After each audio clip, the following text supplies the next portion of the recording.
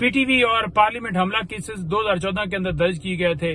ان کی سماعت ہے صوبہ ڈسٹرکٹ کورٹ کے اندر۔ یہ دہشت گردی کی دفعات لگائی گئی تھیں، جس میں میں نے ان دہشت گردی کی دفعات کو حذف کرنے کے لیے درخواست دی تھی، عدالت نے ان دفعات کو حذف کر دیا تھا کہ یہاں پر یہ دہشت گردی دفعات لگتی نہیں ہیں، اور عام کورٹ میں بھجوایا تھا۔ تو اب صبح بریت کی درخواستوں کے اوپر جو ہے وہ سماعت ہے، تو اس میں میں خان صاحب کی طرف سے ان دونوں مقدمات کے اندر دلائل دوں گا، انشاءاللہ اللہ تعالیٰ کرم کرے گا، انشاءاللہ یہ ان مقدمات میں خان صاحب بری ہوں گے، کیونکہ کوئی ایویڈنس نہیں ہے خان صاحب کے خلاف ڈائریکٹ انڈائریکٹ کسی کی ایما کے اوپر، اور یہ وہ اس طرح کے رول بنائے جاتے ہیں۔ اس کے علاوہ آزادی مارچ، خان صاحب کے اوپر مختلف مقدمات بنائے گئے تھے، ایک دن میں 19 کے قریب مقدمات بنائے گئے تھے اسلام آباد کے اندر، تو وہ بھی ڈسٹرکٹ کورٹ کے اندر ان مقدمات کی بھی سماعت ہے، وہاں بھی بریت کے دلائل دیے جائیں گے کہ خان صاحب کو بری کیا جائے۔ مختلف مقدمات اس بنیاد کے اوپر خان صاحب کے ہم نے بری کروائے کہ خان صاحب کے خلاف کوئی ایویڈنس نہیں ہے، تو لہٰذا وہ بھی صبح سماعت کے لیے فکس ہیں۔ اچھا، اس کے علاوہ میں آپ کو بتاؤں کہ خان صاحب کے جو 12 مقدمات لاہور میں اینٹی ٹیررزم کورٹ کے اندر ان کی سماعت ہے، اس میں خان صاحب کو ویڈیو لنک کے ذریعے پیش کیا جائے گا۔ ویسے اگر خان صاحب کو ویڈیو لنک کے ذریعے پیش کرنا ہو کہ ان کی ضمانتیں ڈیسائیڈ کی جائیں تو نہیں کیا جاتا، عدالت بار بار حکم دیتی رہتی ہے خان صاحب کو پیش کریں، یہاں پر لائیں یا ویڈیو لنک کے ذریعے پیش کریں، تو کہا جاتا ہے کہ نیٹ نہیں ہے، لیکن ریمانڈ دینا تھا تو ویڈیو لنک کے ذریعے وہاں پر دے دیا گیا،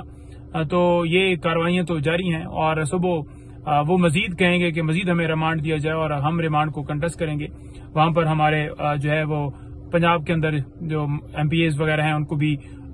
جو ہے وہ کہا گیا کہ وہ میکسیمم وہاں پر خان صاحب کے ساتھ اظہار یکجہتی کے لیے پہنچیں، انشاءاللہ پہنچیں گے۔ اس کے علاوہ اسلام آباد میں جو ہائی کورٹ کے اندر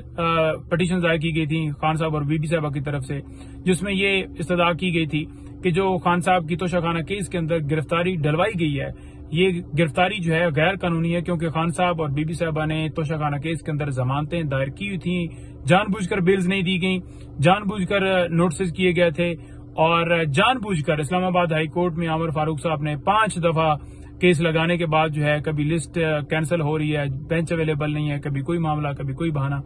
تو وہ جان بوجھ کر گرفتاری ڈلوائی گئی تھی۔ اس گرفتاری کے حوالے سے جو گرفتاری ڈالی گئی تھی اس کو ہم نے اس آرڈر کو چیلنج کیا اسلام آباد ہائی کورٹ کے اندر، اور یہ بھی کہا کہ جو ہے وہ فی الفور دونوں کو رہا کیا جائے، تو وہ درخواست بھی دونوں کی طرف سے جو درخواستیں دی گئی تھیں وہ اسلام آباد ہائی کورٹ کے اندر فکس ہیں۔ اس کے علاوہ جو ہے وہ رؤف حسن صاحب، ان کو ڈسٹرکٹ کورٹ کے اندر پیش کیا جائے گا، 2 دن کا ریمانڈ جو ہے وہ لیا گیا تھا۔ رؤف حسن کے ساتھ دیگر لوگ بھی 2 دن کے لیے پولیس کے جو ہے وہ حوالے کیے گئے تھے، ان کی کسٹڈی میں دیے گئے تھے۔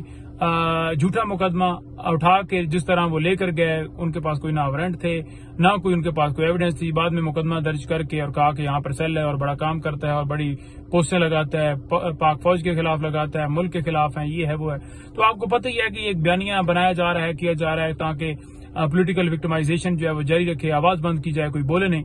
تو فی الحال صبح کی حد تک جو کیسز ہیں ان کی تفصیلات یہی ہیں، انشاءاللہ تعالی کرم کرے گا، صبح پھر میں مزید اپڈیٹ دوں گا۔